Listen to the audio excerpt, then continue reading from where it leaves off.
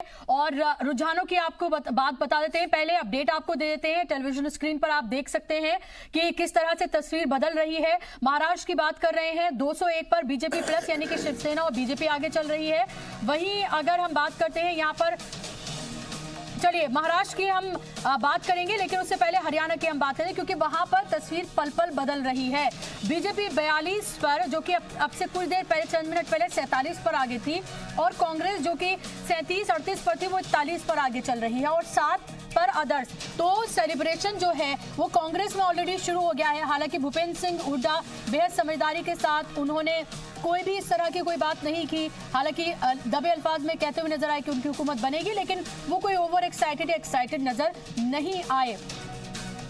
और अब महाराष्ट्र की हम बात कर लेते हैं। जिस तरह से मैं आपको बता रही थी कि बीजेपी प्लस यानी कि बीजेपी और शिवसेना 201 सीटों पर आगे चल रहे हैं।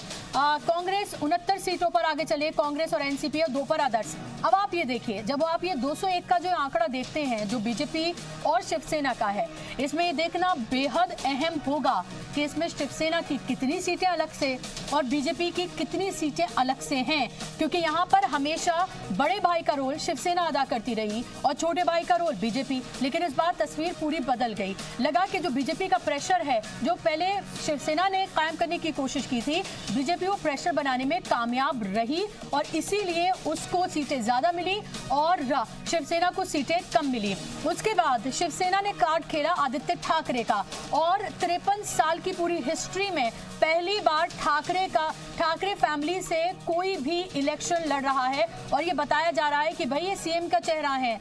तो ये देखना, 201 का आंकड़ा बेहद है। 11 सीटें हैं यूपी की जिस पर ज़िमनी इंतखाबात हो रहे हैं। रामपुर की बात इसलिए हम बार बार कर रहे हैं क्योंकि रामपुर बेहद कंट्रोवर्शियल सीट रही है, और ये साख का सवाल है। यहाँ पर आजम खान की, समाजवादी पार्टी से ज्यादा आजम खान की साख का सवाल है। यहाँ पर लगातार उन्होंने कहा कि बीजेपी उन्हें टारगेट कर रही है। इमोशनल कार्ड उन्होंने खेला, अपनी बीवी को ही, जो राज्यसभा से सांसद है उन्हीं को ही उन्होंने उतारा है। यहाँ पर तंजील फातिमा यहाँ पर इलेक्शन लड़ रही है रामपुर सीट से। ऐसे में सवाल ये भी उठा कि भाई क्या रामपुर एक परिवार की जागीर बनकर रह गई है कि 9 बार समाजवादी पार्टी से ही आजम खान वहां पर एमएलए रहे, अब वो एमपी वहां पर बन गए, अब वो नहीं तो उनकी बीवी वहां से सही। क्या समाजवादी पार्टी के पास कोई और चेहरा नहीं है? और दुष्यंत चौटाला का क्या कुछ कहना है? हरियाणा का सीधा रुख करते हैं।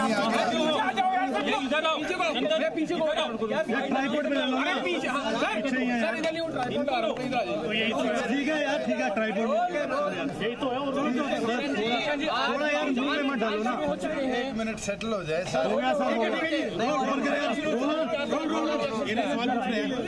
सर क्या आपको लगता है चुनाव गिनती स्टार्ट हो गई है, किस तरह का रहेगा नतीजा? थोड़ा यार नीचे रखो, मुंह पे रखो। चुनिंदा घंटों की बात है।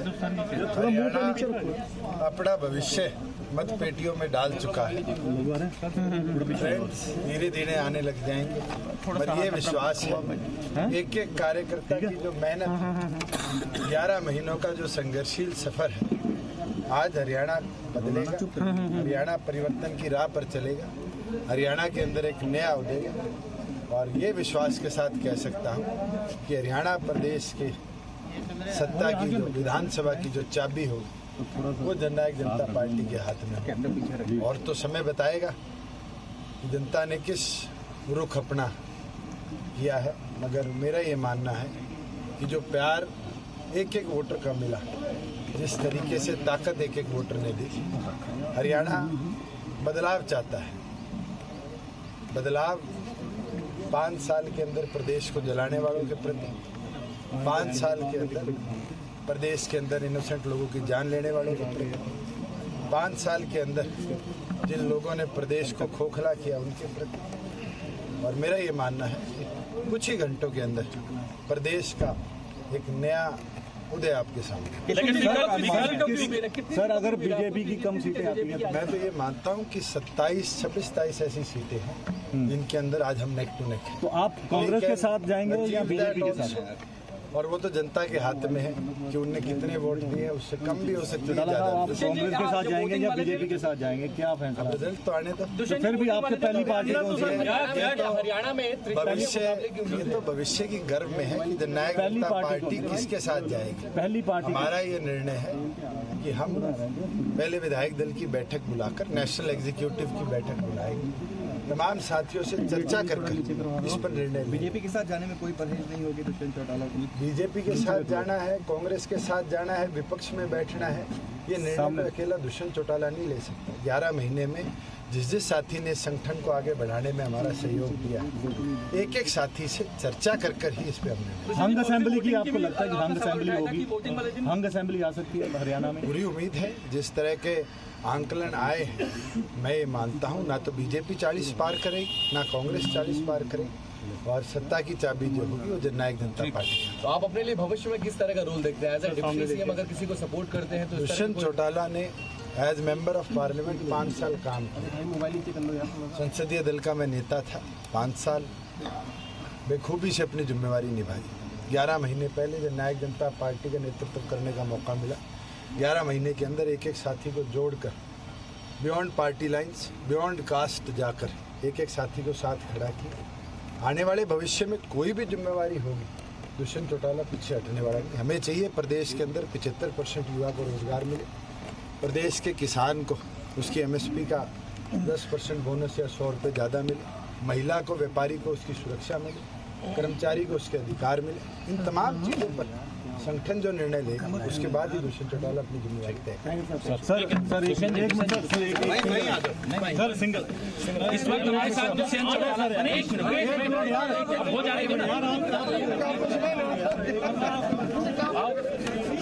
तो दुष्यंत चौटाला को अभी आपने सुना, लेकिन उससे पहले ये ब्रेकिंग कांग्रेसियों के चेहरे पर मुस्कान ला सकती है, क्योंकि 41 पर बीजेपी आगे है और रुझानों में कांग्रेस बीजेपी से आगे निकल गई है। 42 सीटों पर कांग्रेस आगे है और 7 पर अदर्स। और 7 पर अदर्स जो आप ये देख रहे हैं, इसमें जजपा को ज्यादा सीटों पर रुझान मिल रहा है और इनेलो को कम। और आप इनेलो को 2 और जजपा को 5, तो आप ये समझिए कि कहीं ना कहीं से जो कॉन्फिडेंस अभी आपने दुष्यंत चौटाला का देखा, वो कॉन्फिडेंस उन्हें पता है कि किंग मेकर की भूमिका में वो जरूर आ सकते हैं अगर हंग असेंबली होती है तो, जिसकी बहुत ज्यादा यहाँ पर अभी फिलहाल रुझानों में अभी फिलहाल इस तरह की तस्वीर बनती हुई नजर आ रही है।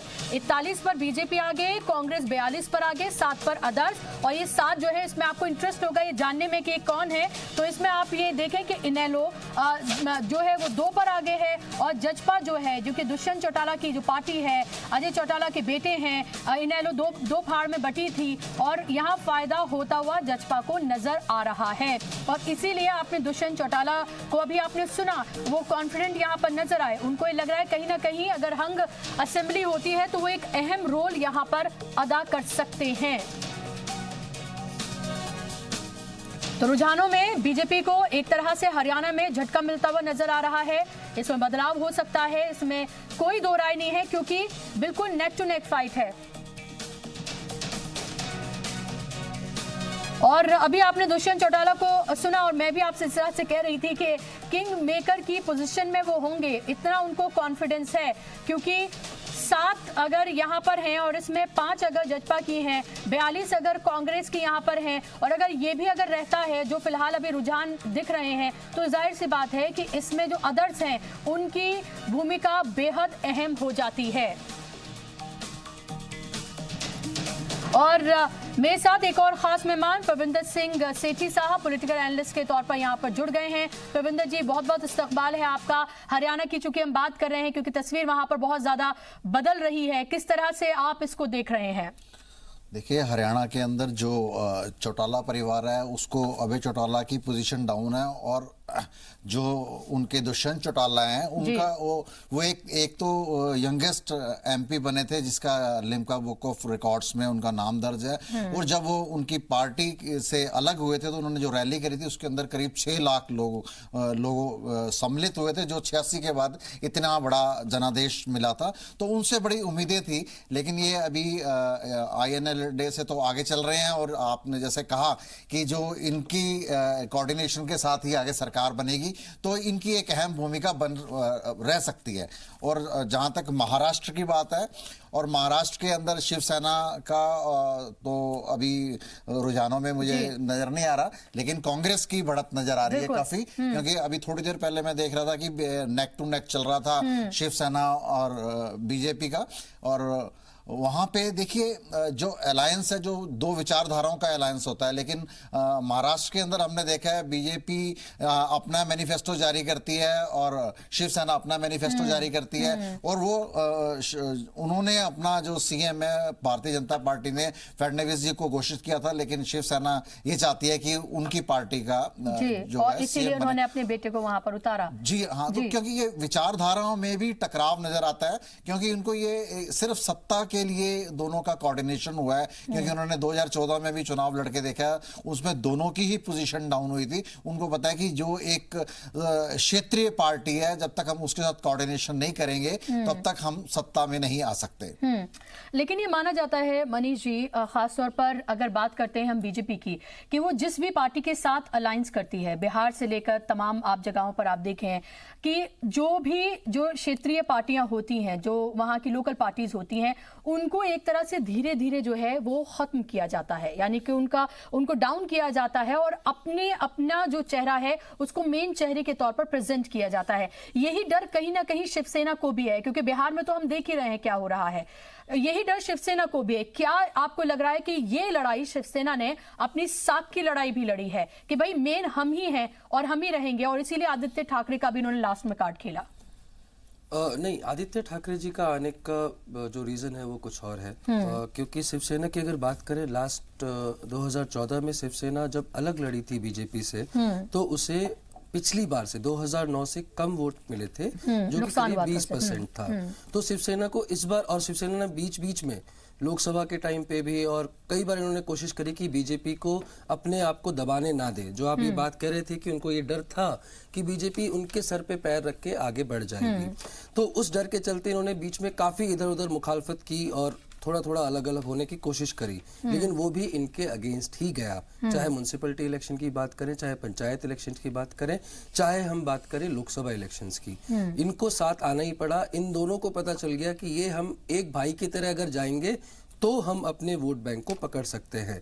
अब बात करते हैं बीजेपी और शिवसेना दोनों मिलाकर करीब 50% वोट शेयर पकड़ के रखती हैं, जो अभी नंबर्स में भी दिखने को मिल रहे हैं। अगर इस बार बात करें, बीजेपी ने पिछली बार से मतलब 2009 से अपने आप को ज्यादा वोट इसलिए दिए हैं क्योंकि यहाँ पर उनको मोदी जैसा एक बहुत बड़ा नेता मिला हुआ है, जो कि ठाकरे जी के जाने के बाद में शिवसेना के पास में नहीं था।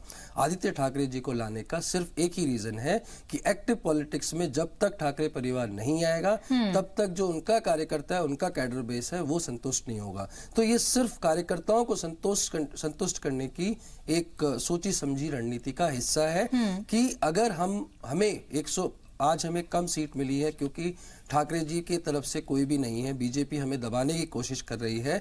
हमें बीजेपी को ये दिखाना है कि हमारे पास ज्यादा बेस है, ज्यादा जनाधार है, और अगर ऐसा होता है तो ठाकरे जी का बरसों पुराना सपना महाराष्ट्र पे शासन करने का कायम रहेगा और आदित्य ठाकरे जी को सीएम फेस बनाया जा सकता है। जी, और एक बार फिर से हरियाणा में तस्वीर बदली है। हरियाणा में 43 पर बीजेपी, 39 पर कांग्रेस और 8 पर अदर्स। तो ये चीजें जो है वो लगातार बदल रही हैं और इसीलिए हरियाणा की तस्वीर जो है वो आखिर तक ही साफ हो पाएगी। अभी इस पे कुछ भी नहीं कहा जा सकता है। ये शुरुआती रुझान है और ये लगातार बदल रहे हैं, कभी इस तरफ तो कभी उस तरफ, लेकिन फाइट जो है वो नेक टू नेक है, ये बिल्कुल साफ हो गया है। और वहीं महाराष्ट्र की बात करें, 211 सीटों पर रुझान आ गए हैं, 283 सीटों पर रुझान आ गए हैं। 211 पर बीजेपी प्लस यानी कि शिवसेना और बीजेपी, कांग्रेस प्लस यानी कि 70 पर कांग्रेस और एनसीपी आगे चल रहे हैं और अदर्स 2। और हरियाणा की भी बात एक बार फिर से हम आपको बता दें कि बीजेपी 43 पर आगे चल रही है, यानी कि अब फिर से वो 2 सीटें कम हैं मेजॉरिटी से। और सीधा हम रुख करेंगे रामपुर का, जहां से मेरे नुमाइंदे शैब रजा मेरे साथ एक बार फिर से जुड़ गए हैं और देखना यह होगा कि रामपुर में क्या कुछ चल रहा है। 11 सीटों पर उत्तर प्रदेश में ज़िमनी इंतखाबात हो रहे हैं। रामपुर की सीट बेहद अहम है और यहाँ पर लगातार हम आपको रुझान भी दिखा रहे हैं यूपी के कि किस तरह से यूपी में रुझान आ रहे हैं।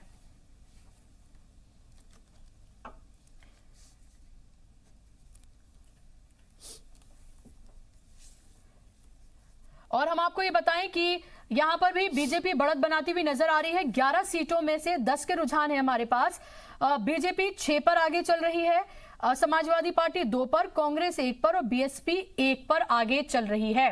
तो ये रुझान हम आपको बता रहे हैं। समाजवादी पार्टी 2 पर आगे चल रही है, कांग्रेस 1 पर, बीएसपी 1 पर और बीजेपी ने यहां पर जिमनी इंतखाबात में भी, बाईपोल्स में भी बढ़त बनाई हुई है। 6 सीटों पर 11 में से वो आगे चल रही है। 10 सीटों के रुझान फिलहाल हम आपको बता रहे हैं यूपी के कि किस तरह से 11 सीटों पर वहां पर इलेक्शन हुए हैं और किस तरह से यहां पर भी बीजेपी 6 सीटों पर आगे चल रही है। और ये देखना बेहद अहम होगा कि कौन सी वो 6 सीटें हैं जिन पर बीजेपी आगे चल रही है और 2 पर समाजवादी पार्टी, 1 पर कांग्रेस और 1 पर बीएसपी।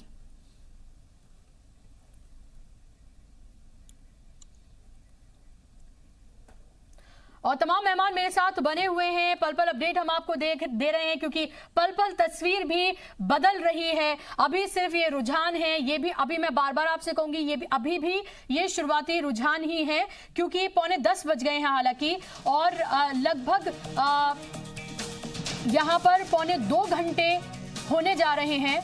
2 घंटे यहां पर हो गए हैं और ये माना जाता है कि तकरीबन 11 बजे तक तस्वीर जो है वो साफ हो जाती है। लेकिन हरियाणा में हंग असेंबली होगी, इसके बहुत ज्यादा चांसेस फिलहाल बनते हुए नजर आ रहे हैं।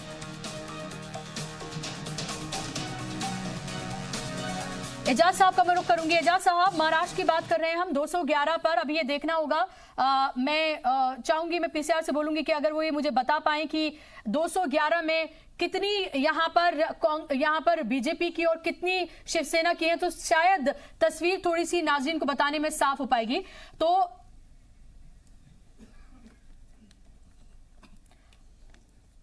तो यहाँ पर आप ये देखें कि बीजेपी ही यहाँ पर बड़े भाई की तरह, जिस तरह से उसने इस बार रोल अदा किया था, वो वही वहां पर बढ़त भी बनाए हुए है। 211 में 136 पर बीजेपी आगे चल रही है और 73 पर यहाँ पर शिवसेना आगे चल रही है। क्या ये बहुत कुछ बदलता है, क्या इसमें बहुत बदलाव आता है, ये देखना बेहद अहम होगा। एजाज साहब, किस तरह से देख रहे हैं इसको अभी आप? देखिए, सबसे पहले तो आप आरएसएस को अगर आप जानते हैं तो आप ये देखें कि वहाँ 3 पीढ़ियों को एक साथ तैयार किया जाता है। जो उनकी शाखा होती है, प्रेयर होती है, तो उसमें बुजुर्ग अलग होते हैं, बच्चे अलग होते हैं और मध्यम दर्जे के लोग, जो मिडिल एज के लोग होते हैं, अलग होते हैं।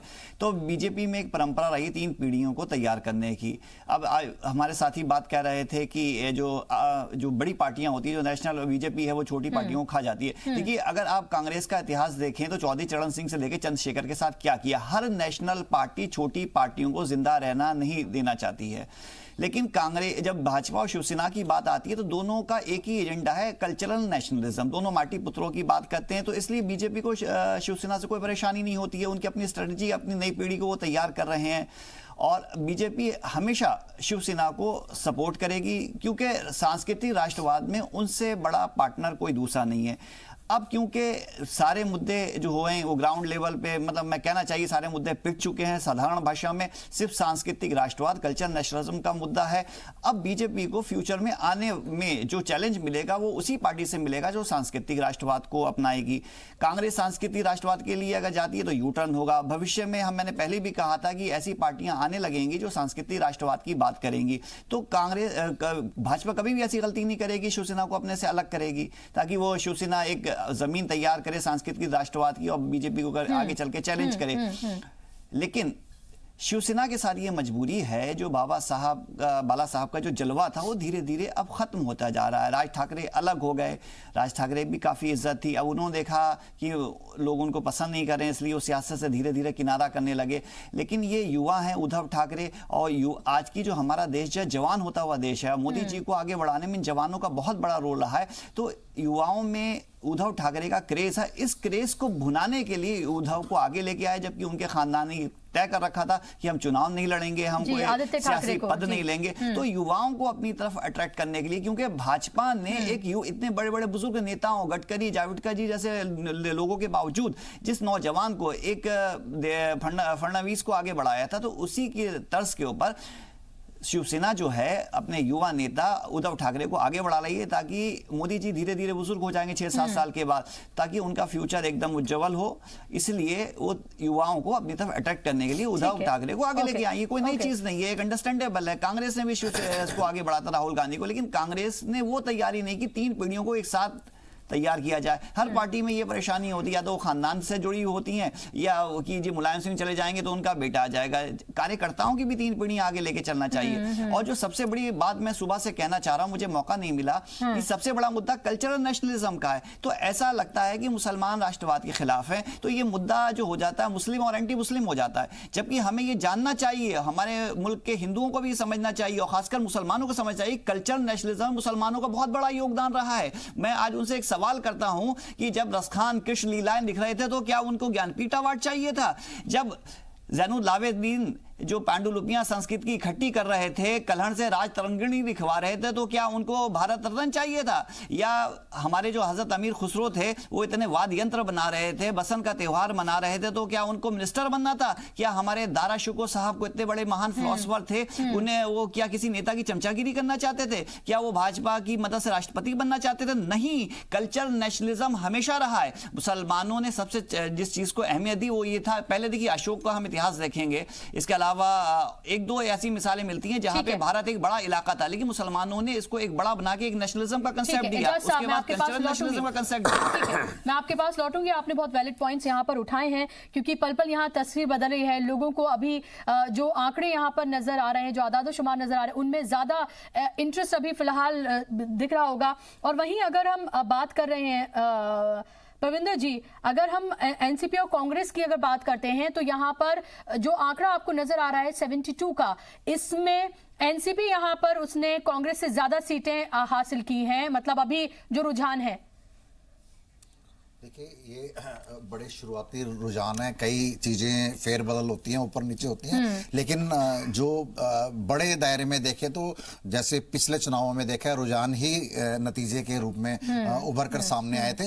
देखिए, सबसे बड़ी बात ये है, मैं आपको बताऊं, जो राजनीति का सिनेरियो है हिंदुस्तान के अंदर पूरी तरह से बदल चुका है, क्योंकि ये इतना बड़ा देश है, इतना बड़ा जनादेश है, जब तक आप काम नहीं करोगे, जब तक आप परफॉर्मेंस नहीं दोगे, जब तक आप लोगों के बीच में जाके अपना अस्तित्व और अपना एक रोड मैप नहीं दोगे कि आप देश को कैसे लेके जाओगे, तब तक आप वहां पे नहीं स्टैंड कर सकते। बीजेपी इतनी बड़ी पार्टी होने के बावजूद, सत्ता में होने के बावजूद, उन्होंने 32 रैलियां जो उनके मोदी जी के साथ, राजनाथ सिंह जी के साथ और नड्डा जी के साथ या अमित शाह, जितने भी कद्दावर नेता हैं, सबने पूरी जो है धनाधोर सारे दोनों प्रदेशों के अंदर रैलियां करी और लोगों के बीच में जाके अपनी उपलब्धियों को बताया। देखिए, जब एक बड़ा लीडर, जो दूसरी अपोजिशन है, विपक्ष है, उनकी लीडरशिप ने हारने से पहले ही हार मान ली। अगर हम कांग्रेस की बात करें तो कांग्रेस ने कोई खास रैली करी नहीं, ना सोनिया गांधी जी गई, ना प्रियंका गांधी जी गई, और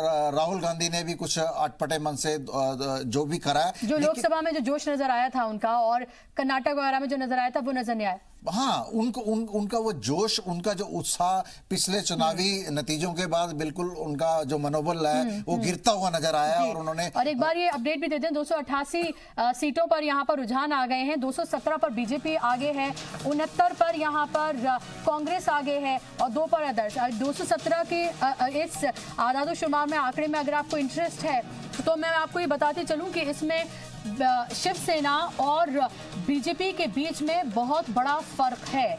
यहाँ पर शिवसेना 77 पर आगे है और 140 पर बीजेपी आगे चल रही है। वहीं कांग्रेस और अगर हम यहाँ पर एनसीपी की बात करते हैं तो यहाँ पर नेक टू नेक है। 34 पर कांग्रेस है, यहाँ पर 37 पर एनसीपी है। तो आप ये समझिए कि यहाँ पर जो अगर कांग्रेस और एनसीपी की बात करते हैं तो एनसीपी यहाँ पर बढ़त बनाए हुए है, और यहाँ बीजेपी और अगर शिवसेना की बात करते हैं तो सीधे तौर पर यहाँ पर नजर आ रहा है कि बीजेपी को यहाँ पर तरजीह मिलती हुई नजर आ रही है। जो बड़े भाई का रोल उसने लिया था, वही यहाँ पर रुझानों में भी साफ तौर पर नजर आ रहा है। मनीष जी, किस तरह से देखेंगे आप इसको, क्योंकि महाराष्ट्र में तस्वीर बहुत ज्यादा ऊपर नीचे नहीं हो रही है, एक दो सीट इधर उधर है, वहां साफ ये नजर आ रहा है कि वहां पर किसकी हुकूमत बनने जा रही, क्योंकि गैप इतना ज्यादा है, 10 बजने वाले हैं, ये साफ हो गया है कि वहां पर हुकूमत तो शिवसेना और बीजेपी ही बनाने जा रही है।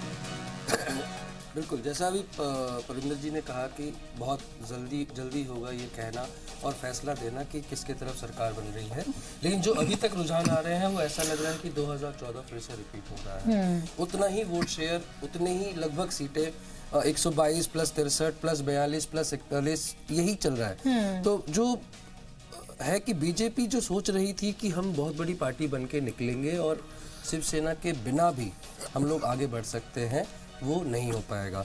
जो शिवसेना ब्लैकमेल का एक ऑप्शन, एक अपॉर्चुनिटी ढूंढ रही थी, वो भी मुझे होती हुई नहीं दिख रही है, क्योंकि एनसीपी बहुत अच्छा कर रही है। एनसीपी अगर 30-42 वापस से रिपीट कर जाती है तो ये अपनी इज्जत बचाने वाली बात होगी, जो ये नीचे नहीं गिरे हैं। सबसे बड़ा नुकसान जो है वो कांग्रेस का है। कांग्रेस का वोट शेयर हमेशा महाराष्ट्र में अच्छा रहा है। एनसीपी कांग्रेस दोनों बराबर रहे हैं। बीजेपी और शिवसेना में फ्लक्चुएशन आता हुआ दिखा है, कभी 20% दोनों मिला के, कभी 30%, कभी 15% के आसपास ही रहे हैं, जबकि कांग्रेस और एनसीपी का वोट शेयर बहुत ज्यादा कभी भी नहीं गिरा, दोनों का मिला के 40-45 के आसपास है, जो आज भी दिख रहा है। मुझे ये लगता है कि हाँ, 2014 का नंबर फिर से रिपीट होगा जी, क्योंकि 2014 की बात कर लेते हैं। 122 मिली थी बीजेपी को और शिवसेना को 63 मिली थी, कांग्रेस को 42 और एनसीपी को 41 सीटें मिली थी। तो लगभग ये लग रहा है कि पूरा जो है वो रिपीट होता हुआ नजर आ रहा है। थोड़ा सा फायदा यहाँ शिवसेना को होता हुआ नजर आ रहा है यहाँ पर, अगर अभी हम देखें।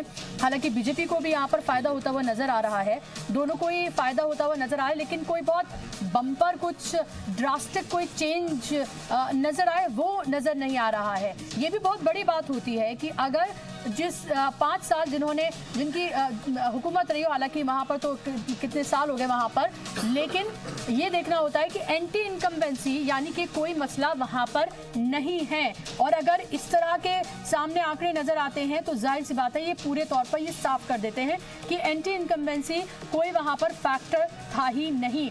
हरियाणा की बात कर लेते हैं। हरियाणा में आप ये देखिए कि तस्वीर वहां पर किस तरह से पल पल बदल रही है। फिर से बीजेपी को यहां पर मेजॉरिटी मिल गई है, 45 पर आगे चल रही है बीजेपी रुझानों में, 37 पर यहाँ पर कांग्रेस आगे चल रही है और 8 पर अदर्स।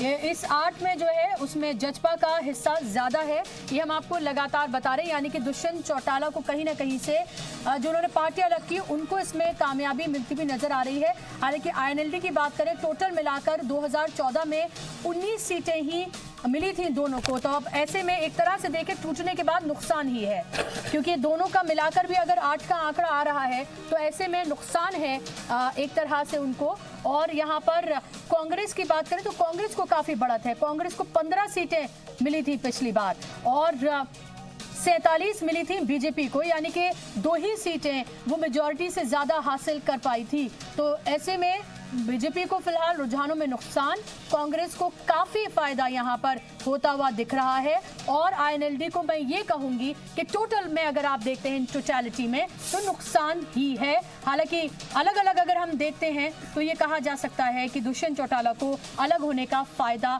यहां पर सीधे तौर पर मिल रहा है, क्योंकि अगर हंग असेंबली रहती है तो वो बार्गेन करने की पोजीशन में ज्यादा होंगे। जी, बात रखिए मनीष अपनी। ये मुकाबला इस बार इसलिए भी दिलचस्प होगा क्योंकि पिछला चुनाव जो था वो मोदी जी के नाम पे लड़ा गया था। हरियाणा की बात कर रहे हैं और महाराष्ट्र भी। फडणवीस जी और खट्टर जी को बाद में विधायक दल के नेता के रूप में चुना गया था।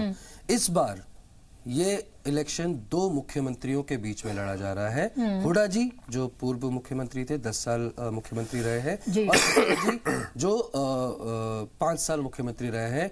ये मुकाबला जाट वर्सेस नॉन जाट का भी है। तो ये बड़ा दिलचस्प खेल है और इसके अभी रिजल्ट आने शुरू हो गए हैं। हम देख रहे हैं कभी ये ऊपर कभी वो ऊपर। तो इस बार सीधे सीधे रिपोर्ट कार्ड की बात हो रही है, उनके 10 साल या इनके 5 साल। शायद मोदी जी का एक अहम रोल है, जैसा मनीष ग्रोवर जी कह रहे थे, बिना मोदी जी के बीजेपी अभी अधूरी है, आत्मा है वो। लेकिन अगर लोकल असेंबली की बात करें तो इस बार मनोहर लाल जी खट्टर नॉन जाट और भूपेंद्र सिंह जी हुडा जाट, इनके बीच में एक फाइट है। और एक बार फिर से हम यूपी की भी बात कर लेते हैं कि वो भी इम्पोर्टेंट है, इतनी नहीं हरियाणा और महाराष्ट्र जितनी, क्योंकि वहाँ सरकारें बदलने जा रही हैं। लेकिन जाहिर सी बात है कि लोगों को ये भी इंटरेस्ट होगा जानने में कि यूपी की खासतौर पर बात करें, जो 11 सीटें हैं वो एक तरह का रिपोर्ट कार्ड भी होगा कि 2.5 साल में जो वहाँ पर योगी हुकूमत ने काम किया, क्या लोगों ने उसको पसंद किया या फिर नहीं। फिलहाल ये लग रहा है कि शायद पसंद किया है, क्योंकि बीजेपी 7 पर आगे चल रही है यहाँ पर। तो लगातार जो चीजें बदल भी रही हैं वो बीजेपी के फेवर में ही जाती हुई नजर आ रही हैं। 2 पर समाजवादी पार्टी, कांग्रेस 1 और बीएसपी 1। तो ऐसे में आप ये देखें कि यहाँ पर भी बीजेपी को फायदा होता हुआ नजर आ रहा है।